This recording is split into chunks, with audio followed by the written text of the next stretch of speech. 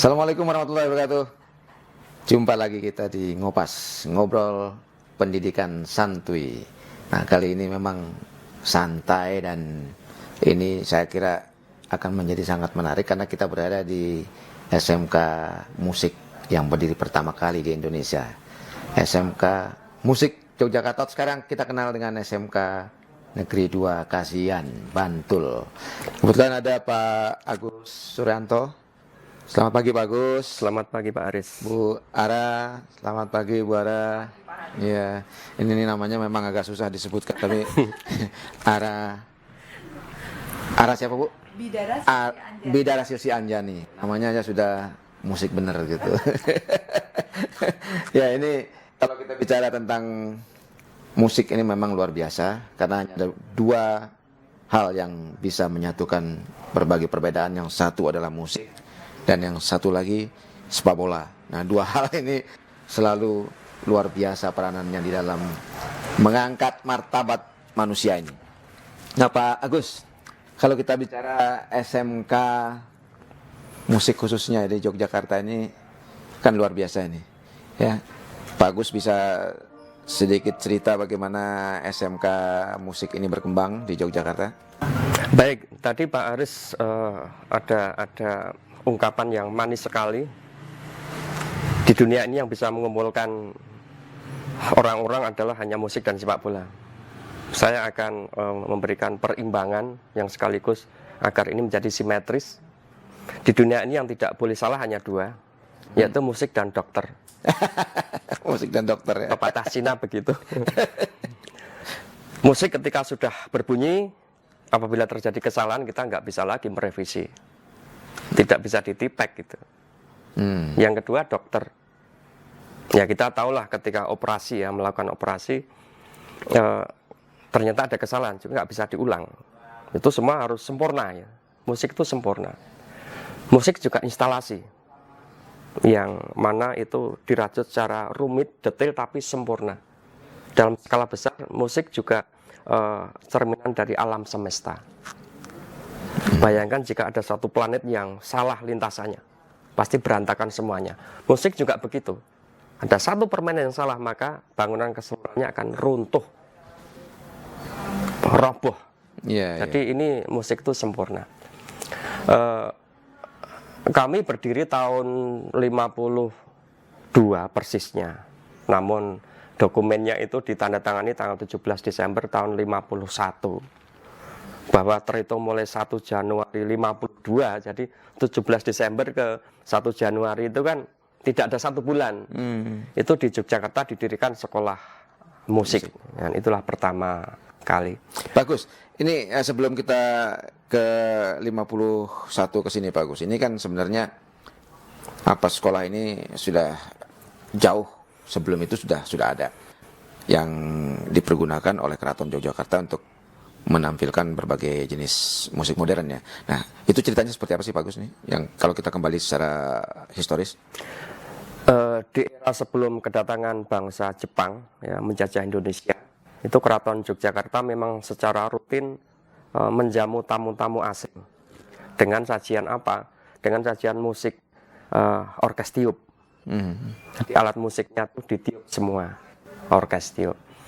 Namun setelah Jepang datang tahun 42, karena Jepang memang anti barat, semua yang berbau barat itu disingkirkan, semua yang berbau barat dihentikan, termasuk pertunjukan orkestra barat itu. Tahun 42 akhirnya vakum, tidak ada kegiatan musik di keraton. Dalam masa ini belum ada gejala, belum ada indikasi mengarah akan berdirinya sekolah musik di Yogyakarta, belum. Namun beberapa waktu kemudian setelah Indonesia merdeka, dari tahun ke tahun, akhirnya sampailah pada tahun 51. Tahun 51 itu Muhammad Yamin, kemudian HB9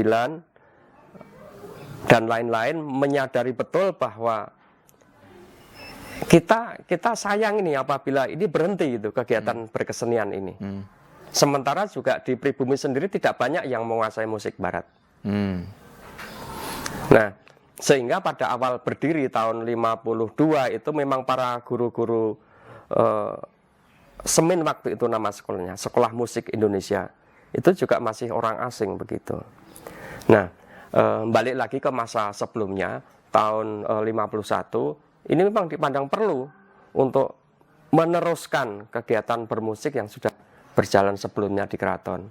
Sehingga kampus atau lokasi sekolah pertamanya Sekolah Musik Indonesia itu tidak di sini, tetapi di Jetis. Nah, sekarang lokasinya sudah menjadi hotel di sana. Itu menjadi bagian dari perjalanan sekolah kami. Baru kemudian setahun kemudian barulah kami menempati lokasi di Suryo Diningrat, tidak jauh dari sini Ya, ke arah timur. ini menarik Pak ya, perjalanan sejarah dari sekolah musik ini, dan kita tahu di SMK Negeri 2 Kasihan Bantul atau SMK Musik ini sudah menghasilkan banyak sekali komposer-komposer terkenal ya. Bahkan Kusbini misalnya gitu sudah menghasilkan beberapa lagu yang sekarang menjadi lagu kebangsaan ya. Ada beberapa yang menjadi lagu kebangsaan. Nah, bisa Pak Agus sedikit cerita gimana masih kontak dengan kawan-kawan yang berkarir sebagai musisi atau kawan-kawan yang berada mungkin jauh di luar. Seperti di luar negeri kan banyak sekali juga kita tahu banyak alumni-alumni dari SMK Musik ini. Ini yang membedakan dengan sekolah atau SMK lainnya. Alumni kami itu sepintas memang setelah lulus dia meninggalkan sekolah. Tapi sesungguhnya di luar sana itu dia juga bergandengan tangan gitu dengan angkatan tahun berapapun. Ya. Sehingga jaringan ini kan semakin lama semakin kuat itu ya. Di luar sana juga alumni cukup lama, alumni yang sudah tua itu bisa ketemu dengan alumni yang terakhir gitu. Misalnya di ADMS. Berbagai angkatan loh Pak Aris, itu bukan satu angkatan saja ya. Yang sudah lulus puluhan tahun yang lalu itu ketemu dengan adik kelasnya gitu. Yang barusan lulus dari sini juga masuk di sana. Artinya itu ketemu di sana itu ya seperti ketemu adik gitu. Sementara walaupun mereka sudah melanglang buana di beberapa kelompok orkestra begitu, atau mungkin di korps musik Mabes Polri, itu di sana hampir semuanya alumni sini itu. Mabes Polri. Ya, artinya ini kan selalu terjalin hubungan baik itu secara sosial maupun secara moral lah untuk pembinaan itu dilakukan. Nah, kawan-kawan yang sekarang menjadi komposer-komposer besar itu apakah juga sesekali mereka datang ke sini atau melakukan pembinaan sama adik-adiknya atau gimana Pak? Pasti itu pasti. Mengapa? Paling tidak minimal ya 1 atau 2 kali dalam 1 tahun ya kami selalu berbagi pengalaman lah. Tolong bagilah pengalaman kamu untuk adik-adik kelasmu yang masih ada di sini. Gitu. Mereka sering kita undang yang sudah memiliki, yang sudah eksis, yang sudah diakui begitu untuk hadir di sini untuk memberikan pengalamannya, strategi-strateginya dalam rangka mempelancar karir adik-adik kelasnya. Bisa dia memberikan workshop, master class atau kegiatan lain yang bisa bermanfaat untuk adik kelas. Dan kemudian ruangan ini tanah leluhur Pak Aris. Jadi ya ADMS, ya Proacaraka, ya Dwiki Darmawan, ya tamu-tamu asing itu ya di sini. Ketika anak-anak lulus dari sini dia kuliah di mana begitu, yang ada di hatinya itu bukan kampus perguruan tingginya, tapi lebih punya kedekatan di tanah leluhur ini. Jadi mereka seperti pulang ke rumah sendiri. Itu yang memperkuat ikatan batin anak-anak atau alumni SMM Yogyakarta. Oke, kita akan lihat sejenak dan kita akan mendengarkan cerita lebih menarik tentang bagaimana musik ini menjadi salah satu media untuk pembangunan karakter anak-anak kita ke depan. Tidak hanya untuk siswa-siswi sekolah musik, tapi untuk siswa-siswi SMK di seluruh Indonesia dan masyarakat Indonesia pada umumnya.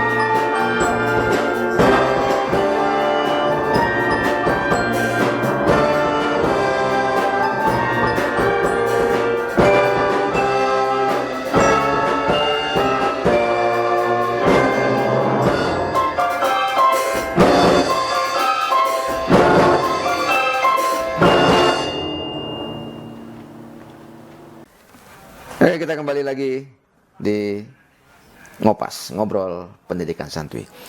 Bu Ara, ini humas yang memiliki talenta luar biasa ini.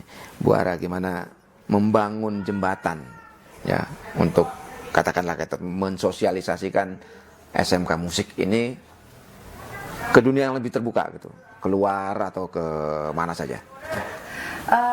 Mensosialisasikan SMM itu dibilang gampang-gampang susah, Pak. Yang menjadi gampang karena memang kebetulan kami ini termasuk sekolah yang di Indonesia SMK dengan kompetensi keahlian seni musik klasik itu kan nggak banyak. Jadi kita agak mendapat keuntungan, ada privilege tersendiri atas itu. Jadi kita mudah dikenal. Maka untuk seperti tampil di Kemdikbud, kemudian di Lubang Buaya, itu memang kami menjadi salah satu yang dilirik oleh Kemdikbud untuk acara-acara kenegaraan di sana, termasuk juga 17 Agustus di Istana Negara untuk orkestranya Gita Bahana Nusantara. Itu memang sebagian besar siswa aktif kami ataupun alumni yang sudah lulus dari SMM. Itu jadi privilege kami. Tapi memang kami juga punya upaya-upaya untuk mengenalkan sekolah musik ini, karena kadang yang tahu tentang sekolah musik ini tuh biasanya yang sudah pernah sekolah di sini terus hanya ketok tular kanan kiri dekat dan ke bawah artinya ke keluarga dan lain sebagainya. Makanya juga jadi tantangan buat kami. Nah, sekarang ini kebetulan kami juga sangat dimudahkan dengan adanya media sosial. Ini kan kenceng banget ya konten-konten gitu. Iya, iya. Konten YouTube SMM nanti boleh ya follow di SMM Yogyakarta. Oh iya, iya. Instagramnya juga jangan lupa, Instagramnya di SMM Yogyakarta. Dan nanti bisa di follow. Kami memang banyak promosi di sana karena ternyata anak-anak zaman sekarang itu larinya kenceng ke sosmed. Betul. Jadi iya. mau tidak mau kami juga harus mengimbangi perkembangan itu.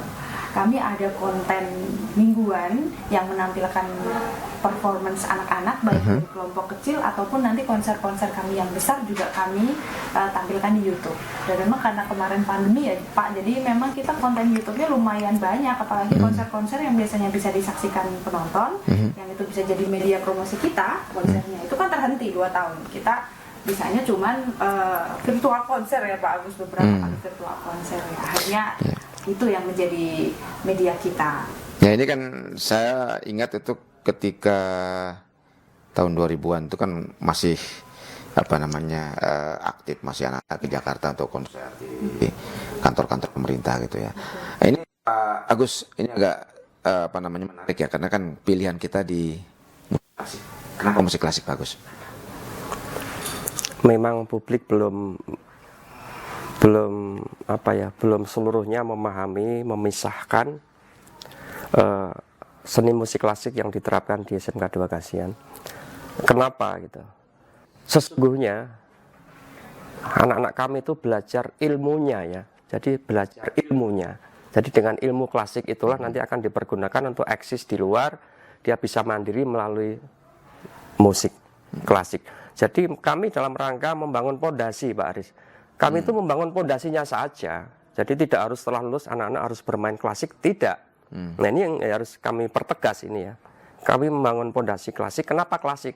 Karena memang basic klasik ini sangat konsisten, tertata dengan baik. Grade-grade-nya tuh tertata dengan baik. Dan ini standar dunia ini Pak. Jadi baik peristilahan, materi itu standar dunia. Jadi ketika anak-anak kami bisa memainkan musik klasik itu, ketika dia harus main secara spontan di Jerman, ya sama di sana.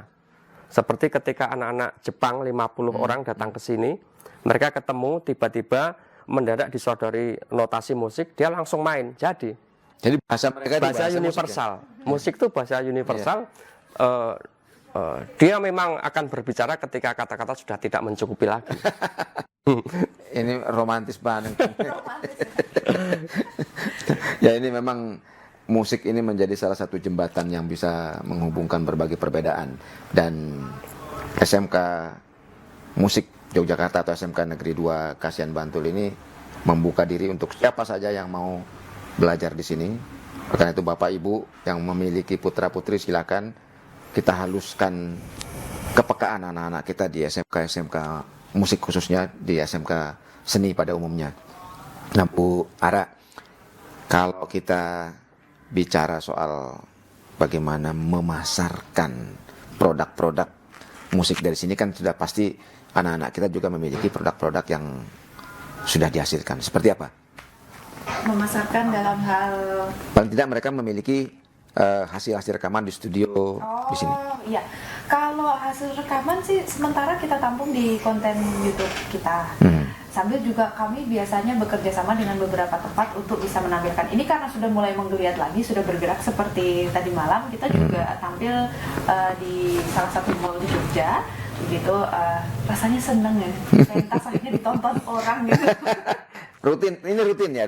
Ini kami baru mau mencoba kembali karena memang kemarin 2 tahun belum berani bergerak. Baru kami mau awali lagi dan sudah deal dengan kontrak di salah satu mall ini untuk beberapa kali event kami akan tampil di sana.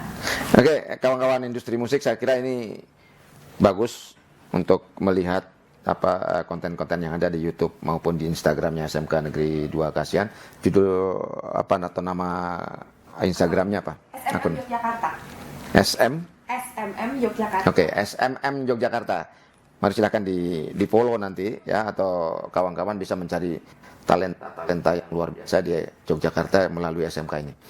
Ya, Pak Agus, ke depan ini rencananya mau dikembangkan seperti apa? Apakah akan berkembang selain musik klasik, misalnya musik modern atau yang lain? Yang pasti sekarang eranya sudah berubah ya. Kita apabila bertahan dengan strategi lama pasti akan sakit. Makanya kita harus beradaptasi. Ketika gelombang itu tinggi, bergerak ekstrim begitu, tidak bisa kita menahan kapal kita tetap berhenti, pasti patah dia. Makanya harus ikut bergerak. Nah, yang punya kedekatan atau relevansi dengan bidang musik itu ada beberapa, Pak Aris. Misalnya seperti koreografi, sound engineering, lighting, arranger, dan banyak sekali di luar itu. Namun saat ini kami belum merencanakan untuk pembukaan kompetensi baru terkait dengan itu. Selama ini sudah bisa kami atasi. Gitu. Jadi jujur, sekarang pertunjukan musik itu tidak cukup jika hanya pamer keterampilan bermain musik saja. Ternyata butuh visual. Apa itu yang bergerak ya? Itu menjadi penting. Termasuk juga butuh background atau latar yang mendukung, itu juga menjadi penting. Jadi sudah tidak zamannya lagi apabila kita bangga dengan hebat bermain musik tetapi aspek yang lain tidak kita perhatikan. Lighting ini juga menjadi unsur luar biasa penting ya. Ketika di stage itu tidak bisa kita nikmati karena pencahayaannya kurang mendukung, itu akan rugi sendiri. Jadi sekarang kami menyadari aspek-aspek bidang-bidang di luar musik yang kami butuhkan itu menjadi hal penting di era sekarang ini. Walaupun kami belum membuka kompetensi baru. Sementara ini masih bisa kami penuhi sendiri dengan memaksimalkan kompetensi anak-anak. Misalnya di sebuah pertunjukan kami butuh ada unsur pendukung tarian misalnya. Anak-anak juga kami cari ada yang bisa menari gitu. Itu kita maksimalkan. Ya ini sama halnya dengan begini Pak Aris. Masuk sih siswa sekolah musik terus dia lomba juara memanah gitu, apa hubungannya gitu ya. Ternyata kalau kita punya waktu, kita bisa menggali, itu luar biasa potensi anak-anak itu. Ketika kita hanya meyakini dia hanya bisa main musik saja, itu salah besar. Ada anak autis kami Pak, sudah lulus. Dia ternyata punya kompetensi di bidang elektronika. Itu luar biasa, itu dia eksis di sana, di luar. Gitu. Nah, itu banyak kami jumpai di anak-anak kami. Dan kami belum tuntas untuk melacak hal ini. Ya, ini menarik Pak Agus, Bu Ara. Kalau kita bicara tentang prestasi tadi, ya selama ini kan orang di mindset kawan-kawan dan masyarakat kita itu yang namanya juara, yang namanya prestasi itu selalu menjadi yang utama atau yang pertama di lomba-lomba gitu ya. Sementara sekarang ini kan berubah. Di musik sendiri kita nggak bisa mengatakan bahwa ini dia juara musik dan sebagainya.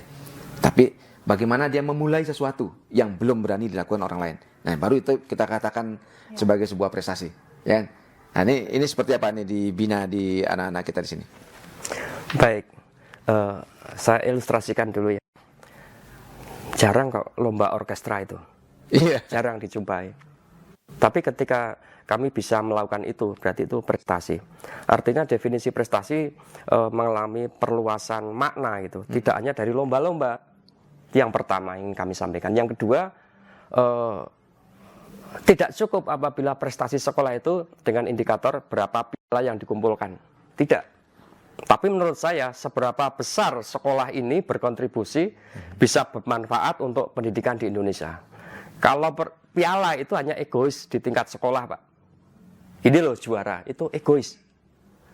Kami berbicara berbangga dengan kejuaraan itu di Bantul pun kami egois. Jadi kami berbicaranya ke Indonesia. Itu yang hal penting yang saya garis bawahi. Terkait dengan prestasi anak-anak, ini kan sangat dipengaruhi oleh bagaimana masa awal kami menerima siswa baru. Di sana kita ekstra hati-hati, Pak. Kita itu sesungguhnya tidak mencari mereka yang hebat praktek musik, tidak. Tapi sesungguhnya kita dalam rangka menemukan bakatnya. Apa namanya mata tunas. Nah, saya menggunakan istilah mata tunas. Mata tunas itu belum merekah, baru tonjolan. Kita dalam rangka mencari mata tunas yang punya bakat di bidang musik. Mata tunas itulah nanti yang kami terima, terus kami pupuk, Pak. Kami pupuk, terus kami kembangkan setelah tumbuh tunas itu, kami kembangkan. Jadi untuk sekolah di sini tidak harus bisa memainkan musik. Tapi dengan ada mata tunas itu, dia untuk dilatih alat musik apapun, itu bisa. Nah, perihal prestasi anak-anak itu terkait dengan mata tunas, Pak. Jadi ketika dia punya bakat, itu pasti. Itu menjadi tiket, menjadi apa ya namanya, prasyarat agar dia nanti berprestasi. Itu pun masih. Nah, sekarang kita dilematis, Pak. Penting mana antara bakat dan minat? Ada yang menjawab bakat. Oh, belum tentu. Di sini banyak anak-anak yang terampil bermain musik, berbakat kan. Tapi ketika satu semester, karena dia tidak minat untuk berangkat ke sekolah, ya, akhirnya berbalik, Pak, keadaannya. Kami lebih penting minat yang luar biasa untuk belajar musik.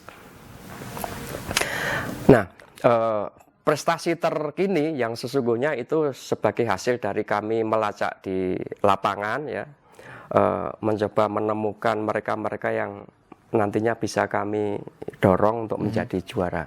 Dan tahun 2021 ini itu Srikandi, saya sebut Srikandi karena cewek semua, itu putri semua, itu juara 1 nasional FLSSN gitar, ya.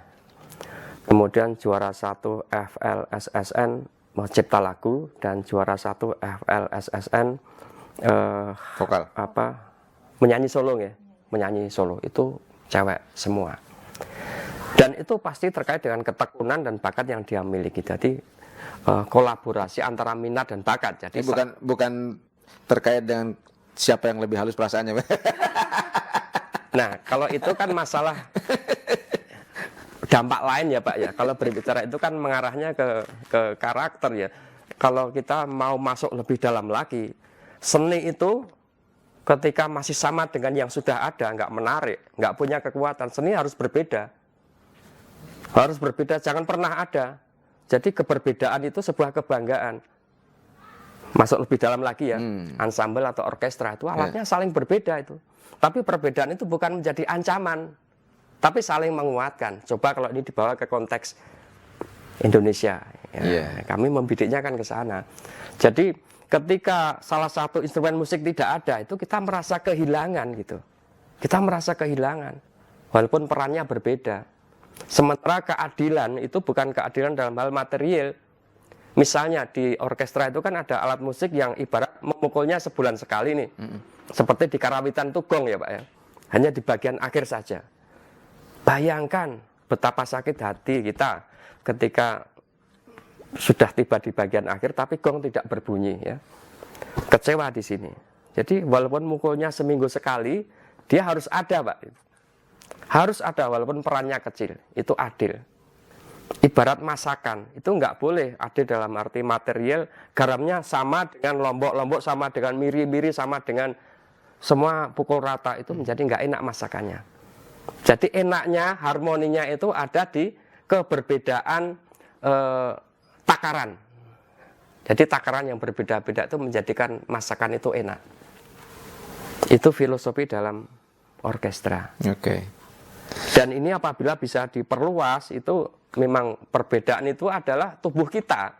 Ketika itu tidak ada, kita merasa kehilangan, Pak. Ya ini kan apa namanya ya?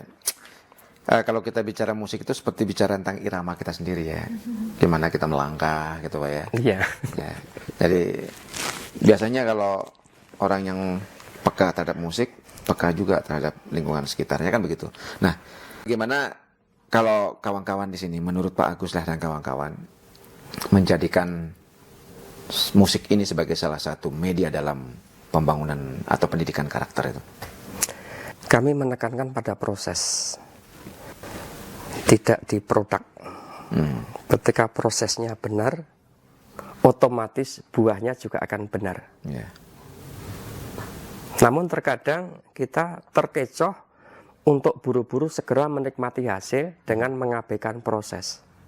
Ya, betul. Nah, saya ingat ketika dulu zaman saya sekolah, zaman kita sekolah di SD sampai ke SMA itu kan ada pelajaran seni musik gitu. Yeah. Ada pelajaran seni pada umumnya di situ. Nah, sekarang saya lihat itu sudah mulai berkurang. Nah, ini menurut kawan-kawan seperti apa sih sebenarnya ini? Apakah ini masih harus dimasukkan di dalam Penting ini. pelajaran itu apa sih? Gimana sih? Jadi begini, jangan salah ketika ada anak belajar seni di sekolah, itu terus memproyeksikan anak itu besok harus menjadi artis. Ya, itu harus kita katal gitu. Kenapa? Karena proses belajar seni itu proses mengasah rasa. Jadi dia latihan menumbuhkan perasaannya, bukan berpikir nalarnya, tapi rasanya. Itu yang dipupuk, Pak. Itu yang dipupuk. Jadi pembelajaran seni, musik, bermain secara kelompok, kemudian seni budaya di sekolah-sekolah itu sesungguhnya prosesnya yang ditekankan. Dia itu janjane bahasa Indonesia. Sesungguhnya yang ingin dicapai itu adalah proses anak itu belajar menggunakan rasanya gitu loh. Dia mengalami menggunakan rasanya. Bukan buru-buru ingin ditampilkan, tidak. Itu. Ini yang harus dibedakan. Karena kalau bukan melalui pembelajaran seni, melalui mapel yang lain itu tidak bisa diangkut gitu. Nah, bukti dari menumbuhkan rasa ini satu, ketika dia tidak disiplin, rusak semuanya. Makanya disarankan dalam bentuk berkelompok. Permainan seninya itu berbentuk berkelompok karena di situ ada kepedulian. Egois tersingkirkan di situ. Ketika egois maka itu menjadi rusak. Yang lebih pintar tidak boleh mendahului. Dia harus toleransi menunggu yang lain yang masih lemah. Terus ketika ada kesalahan itu tidak dengan umpatan, tidak dengan marah-marah, tapi cukup dengan menoleh begini dia sudah kerasa, Pak. Melatih kepekaan ya. Yang berkomunikasi itu perasaannya, tidak kata-kata verbal itu. Ya ini memang mungkin bahasa ini agak sulit dipahami publik, tetapi bahasa seni ya seperti itu ya. Kadang tidak butuh kata-kata gitu, tidak butuh penjelasan, tapi bisa berjalan. Itu yang harus kita segera sadari, tidak berorientasi pengen segera bisa dipentaskan, apalagi wah ini jelek, ini besok kamu nggak akan bisa jadi artis. Itu salah. Terus terang saya katakan salah karena pembelajaran seni itu tidak memproyeksikan anak untuk menjadi artis, kecuali yang punya bakat khusus ya boleh ke sana. Tapi ketika meyakini seluruh siswa nantinya harus bisa tampil dengan bagus, itu mencederai proses pendidikan seninya gitu. Karena tidak ada target mereka harus sukses kemampuan seninya nanti setelah lulus. Oke, Pak Agus, kalau kita bicara tentang musik pada umumnya ya, Ara mungkin juga, bagaimana kita melihat perkembangan musik Indonesia sekarang ini dan bagaimana melihat linearitas dengan perkembangan musik-musik tradisional. Kalau kita lihat kan di sini mesti ada wayang, ada apa gitu ya.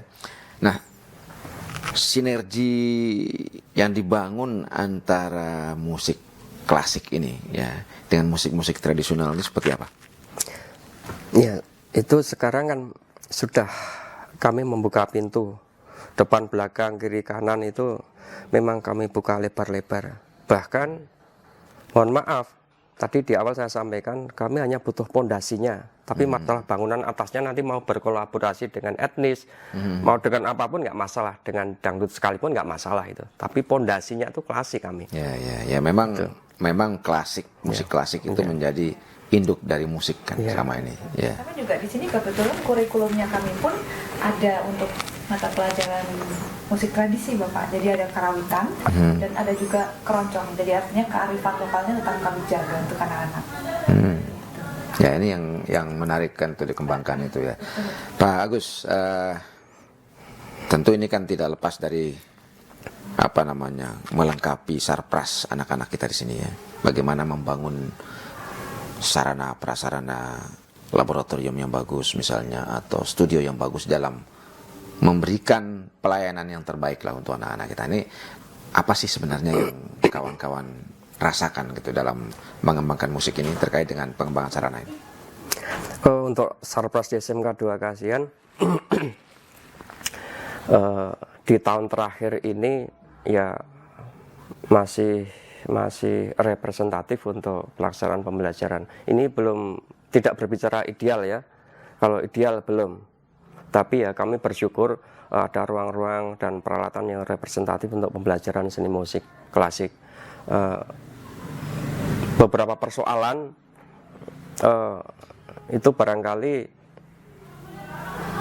apa ya. Jadi saya ingin mengatakan begini. Ketika mau mendirikan sebuah sekolah musik, maka sesungguhnya berbicara hal-hal yang spesifik, yang unik, yang sulit dicari, itulah intinya. Kenapa?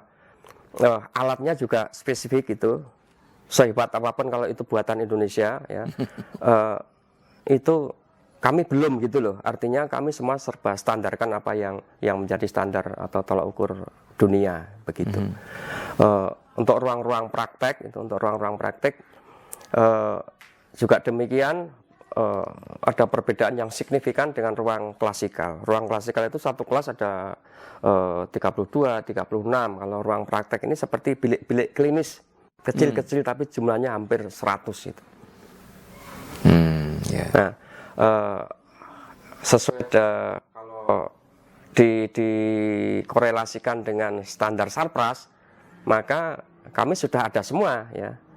Ruang pembelajaran baik teori maupun praktek, ruang praktek individu maupun ruang praktek bersama, perpustakaan, studio rekam. Kalau dalam bidang seni musik klasik kan itu sarprasnya. Artinya kalau di industri musik misalnya perlu ada satu ruang konser yang besar gitu kan, kita juga memiliki hal itu atau perlu dibangun satu studio besar untuk konser-konser anak-anak kita.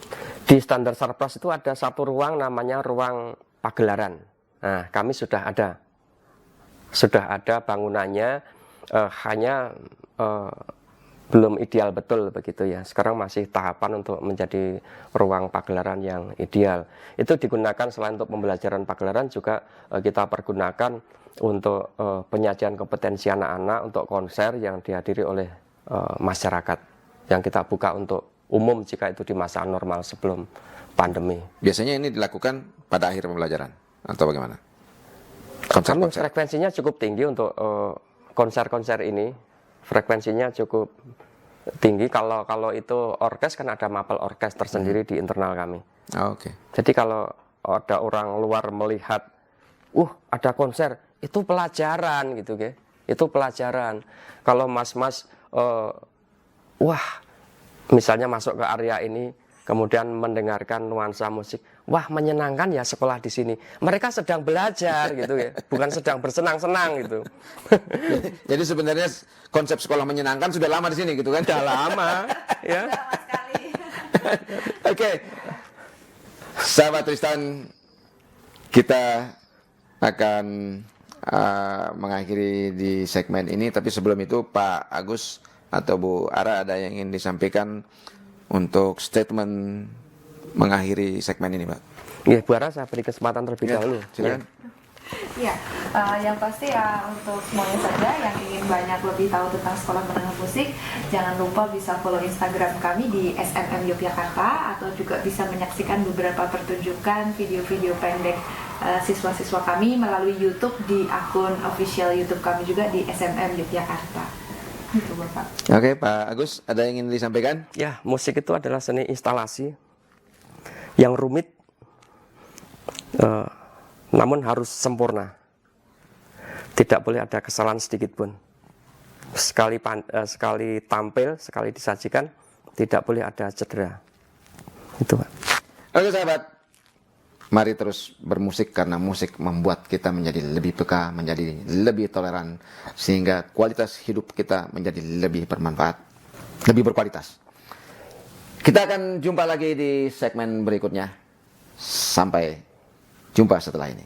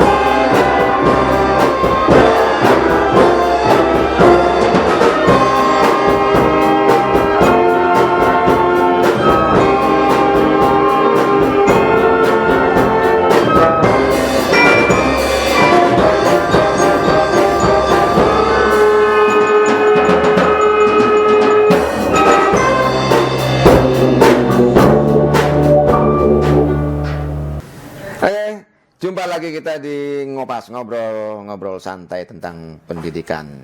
Di segmen kedua ini kebetulan kita ada talenta muda ini yang para Sri Kandi di SMK Negeri 2 Kasihan tapi Fortuna.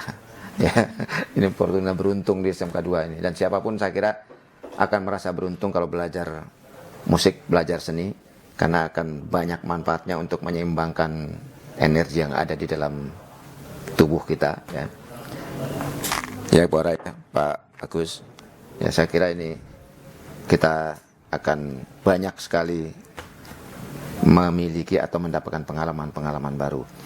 Nah, sebelum ke adik-adik ini mungkin Bu Ara atau Pak Agus dulu ini akan memberikan banyak pengalaman selama membimbing atau melatih adik-adik kita di sini.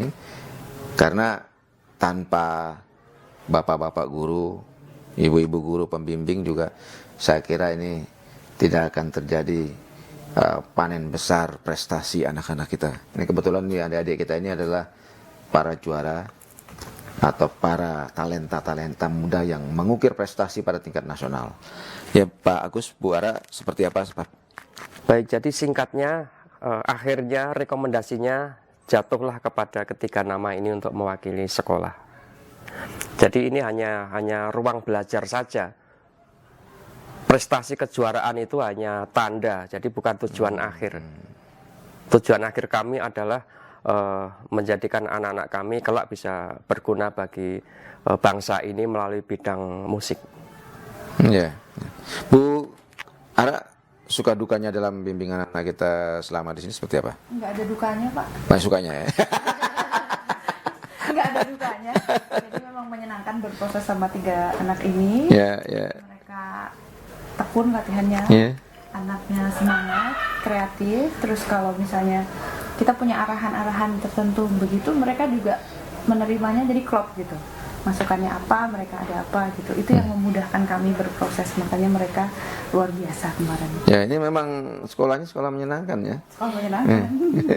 Sekolah yang tidak perlu mikir terlalu banyak tapi berkreasi yang banyak gitu kan ya. Nah, ya. Ini kebetulan ada Mbak Fortuna. Mbak Fortuna ini pencipta lagu, juara pencipta lagu khusus untuk orkestra atau instrumen. Ya, itu seperti apa sih sebenarnya untuk bikin lagu-lagu instrumen itu? Apa yang dipelajari atau apa yang perlu dilakukan? Biasanya kita harus mencari banyak referensi. Suka atau tidak suka, kita tetap harus mendengarkan berbagai macam genre lagu. Itu biar referensi kita jadi banyak, terus kita bisa menciptakan Yang paling favorit itu apa? Kalau saya biasanya lagu-lagu dari Studio Ghibli. Studio Ghibli itu studio di Jepang, Pak. Jadi itu studio film. Di situ banyak soundtrack yang saya memang sukai. Jadi dari kecil dulu saya mendengarkan lagu itu sampai sekarang saya lagunya dibumbui dengan nada-nada Ghibli. Oh gitu ya. Nanti kalau gitu kamu bisa ikut mewarnai kita dong ya.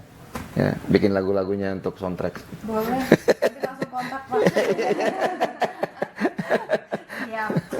Oke, ini saya kira sangat menarik ya bagaimana menciptakan lagu-lagu untuk soundtrack film, lalu bagaimana membuat instrumen dan karena itu butuh ketelitian dan butuh talenta sendiri ya, Mbak.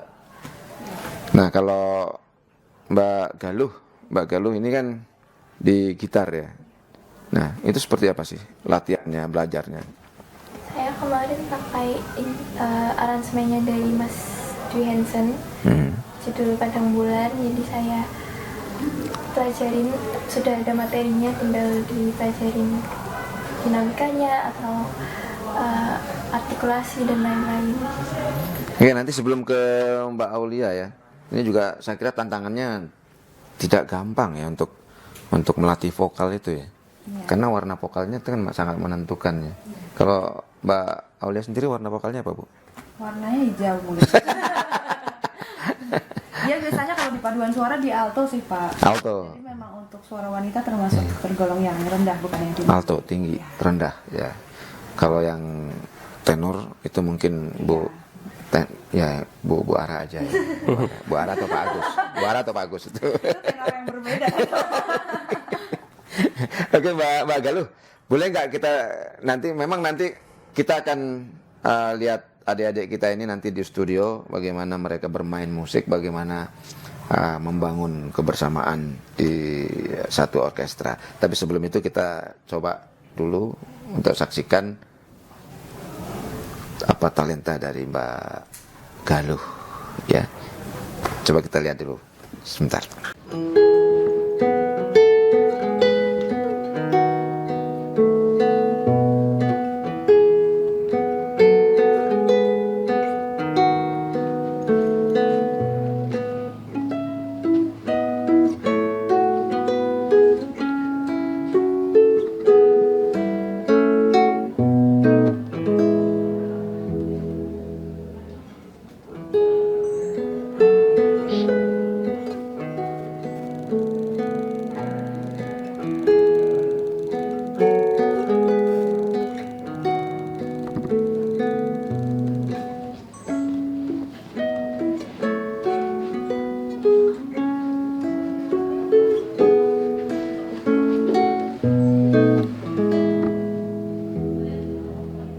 Oke, ini luar biasa. Jadi instrumen yang membuat kita berada pada situasi yang sangat romantis tadi itu. Nama apa judulnya Pak? Lagrima. Lagrima, air mata. Oh.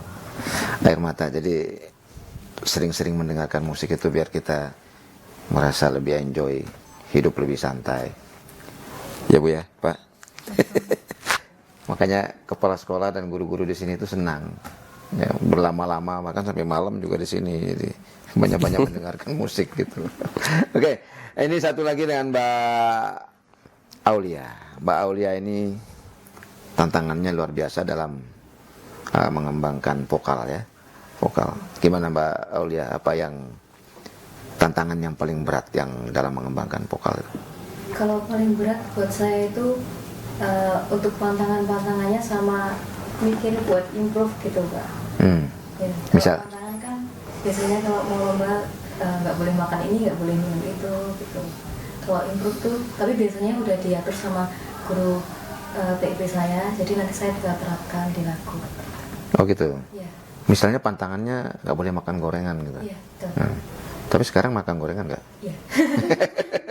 Kalau mau pentas lomba nggak boleh. Nggak berapa. Oh pas pentas saja atau pas nyanyi ya. Mendekati biasanya. Biasanya dimarahin nggak sama Bu Guru kalau makan gorengan? Paling diwanti-wanti gitu Pak, jangan makan ini ya, jangan ini. Atau suruh makan beras kencur gitu? Iya. Itu biasanya malah dari mama saya. Oh dari mama ya. Disuruh makan apa-apa itu dari mama saya. Kalau dari guru paling cuma dikasih pantangan aja, nggak boleh makan ini, nggak boleh minum ini gitu. Oke. Ini tahu SMK, ini kan rata-rata bukan dari Jogja ya? Ya. Ini tahunya dari mana ini SMK musik ini? Jadi saya dulu pernah ikut lomba. Nah, kebetulan juara satunya ini dari SMM ini. Jadi saya tuh tertarik masuk sini. Oh gitu. Iya, Pak. Kalau Mbak Fortuna dari mana? Kalau saya dari orang tua, jadi saya kan memang semenjak saya bermain piano semenjak akhir kelas 7. Pas satu SMP itu saya main piano, terus saya masih berniat masuk SMA Pak. Tapi orang tua saya menganjurkan lebih baik langsung menjurus ke musik saja. Semenjak SMK, jadi saya dimasukkan ke SMA. Langsung pegang piano ya? Iya Pak. Oke. Kalau Mbak Galuh sama juga? Dari orang tua juga. Ini kan nggak ada kayak anak-anak sekarang seusia kalian itu kan ada keinginan kayak homesick gitu di Jogja gitu di tempat sekolah, apalagi kan jauh dari orang tua. Nah, ngatasi itu seperti apa? Kalau kangen rumah. Kangen rumah gitu. Anak kos kan? Kan anak kos ya? Anak kos. Nah, Kebetulan kan rumah saya agak dekat dari Jogja, cuma bisa ditempuh 5 jam pakai kereta. Jadi saya 1 bulan bisa pulang 1 kali. itu 5 dekat jam itu ya, 5 jam itu dekat ya. Temennya yang lain soalnya banyak yang jauh. Oh, Ini bandingannya dengan luar Jawa gitu ya. Jadi kalau sekitar Jawa 5 jam, 6 jam itu dekat ya Pak? Iya. Ya, ya ini saya kira semangat yang luar biasa. Mbak Aulia bisa sedikit mendengarkan kemampuan vokalnya nggak Pak? Iya. Boleh? Lagu yang daerah. Boleh lagu daerah, boleh lagu yang disukai juga boleh. Seperti apa ya? Sore-sore pada bulan, ayo konco podo dolanan. Rene-rene bebarengan, rame-rame do kegocekan.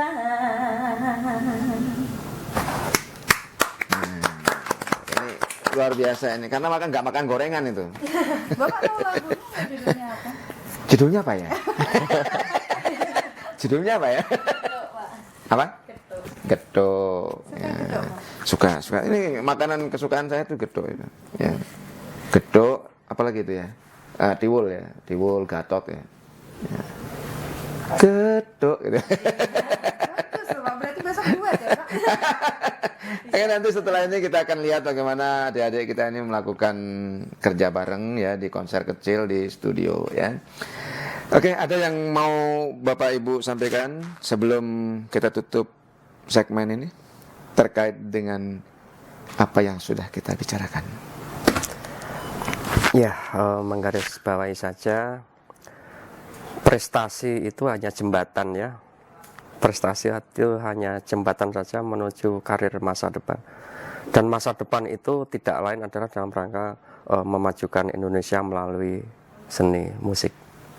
Melalui gitar, melalui vokal, melalui piano.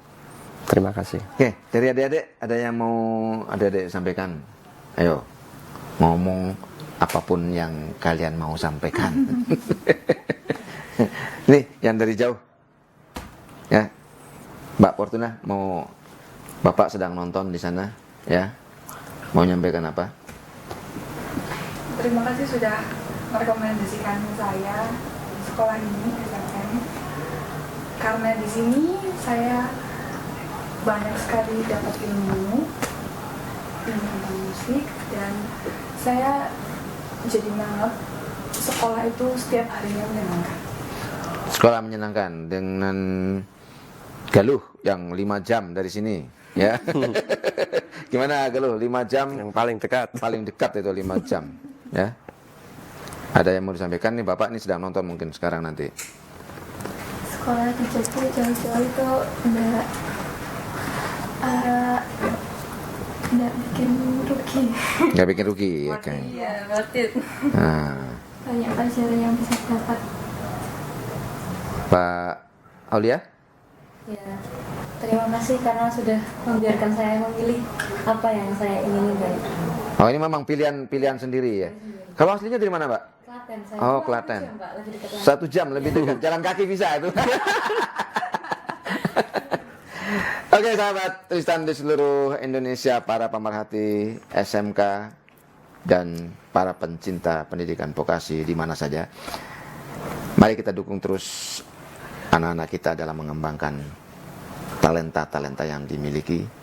Dan jangan lupa SMK Musik atau SMK Negeri 2 Kasihan ini salah satu barometer yang bisa dijadikan sebagai acuan dalam mengembangkan musik-musik modern.